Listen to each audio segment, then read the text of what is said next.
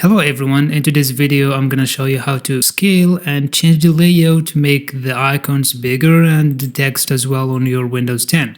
All you have to do, go to desktop and then right click on any place and click on display settings and scroll down to find scale and layout. As you can see, change the size of text and apps and other items. If I click on here, as you can see, it's 150% scaled, and if I just made it 100%, it's gonna show the original resolution. As you can see, 1080 is gonna show the icons right now, and text is so small compared to the screen of my PC. And if you want to make your icons and text bigger, a little bit more comfortable for the eyes, just choose the recommended choice in here.